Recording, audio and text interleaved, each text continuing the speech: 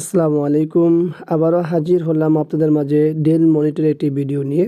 আপনারা দেখতে পাচ্ছেন আমাদের এখানে একটি ডেল মনিটর আছে যেটির সমস্যা হলো পাওয়ার নেই এবং এটি একটি বর্ডারলেস মনিটর দেখতেই পাচ্ছেন এবং এটির মডেলটি হলো SE2219HX। আমরা এটি খুলবো, দেখুন স্ট্যান্ডে অলরেডি স্ক্রু নেই আর এটার সিস্টেম হলো পাওয়ার বোর্ড টিভিতে নড়তেছে। তার অর্থ এটা যে যেখানে দেখিয়েছে তারা স্ক্রু লাগিয়েনি। তো স্ক্রুগুলো লাগানো না কারণে কি হয়, অনেক সময় শর্ট হয়ে যায়। দেখুন আমাদের যে মেনু বোর্ডের যে এলবিডিএস আছে সেইটাও কোথা থেকে লাগানো হয়েছে। তো এটা বোঝা যাচ্ছে যে মানে কোন ধরনের টেকনিশিয়ানের কাছে গিয়েছিল, আর দেখেই বোঝা যাচ্ছে সব কিছুতে। তো যাই হোক, তা নিয়ে আমরা কথা নাই বলি। দেখি আমাদের পাওয়ার বোর্ডের কী অবস্থা বা কি করে রেখেছে সেটা আমরা দেখি। তো এই হলো আমাদের পাওয়ার বোর্ড, দেখতেই পাচ্ছি এখানে মসফেট নেই, পাশাপাশি উপর দিকে দুইটা রেজিস্ট্যান্স পড়ে আছে আর পুরাটা বোর্ডেই ঘাটা হয়েছে। তো সমস্যা মূলত হলো পাওয়ারে, যেটা হয় এই বোর্ডগুলোতে ফিজিক্যাল ড্যামেজ হয়, অনেকটাই পড়ে যায়।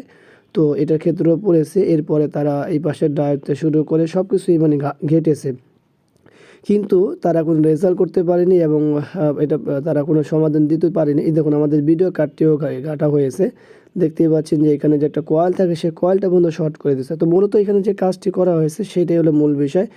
সম্ভবত এখানে KLY দিয়ে তারা এখানে কানেকশন করছে বা আদার্স অন্য কোনো মডিফাই কানেকশন করেছে, যার কারণেই আমাদের এই যে ভিডিও বোর্ডটি আছে সেইখান থেকে এই মানে কয়েলটি ফেলে দেওয়া হয়েছে। তো যাই হোক, আমরা আগে দেখবো যে আমাদের এই প্যানেলটি ভালো আছে কিনা। দেখুন আমাদের প্যানেলটি কিন্তু ভালো আছে। তো এখন এই মুহূর্তে আমরা যেটা করবো এখানে হলো মডিফাই করব, আমরা পাওয়ার মডিফাই করব। সেটা হয়তো দেখাবো না বা যেভাবে করি সমাধান হয় কিনা সেটা দেখাবো। তো যাই হোক, আশা করব আপনাদের কাছে ভিডিওটি ভালো লাগবে। ভিডিওটি ভালো লাগলে অবশ্যই লাইক করুন, কমেন্ট করুন, শেয়ার করবেন আর অবশ্যই আমাদের এই চ্যানেলটি সাবস্ক্রাইব করুন, পাশে থাকা বেল বাটনে চাপ দিয়ে রাখবেন। দেখুন আমাদের কিন্তু অলরেডি মডিফাই করা হয়েছে এবং মোটরটি কমপ্লিট হয়েছে। ভিডিওটি দেখার জন্য সবাইকে ধন্যবাদ জানাচ্ছি। আবারও দেখা হবে অন্য কোনো বিষয় নিয়ে। আজকের মধ্যে এখানে বিদায়। আল্লাহ হাফেজ।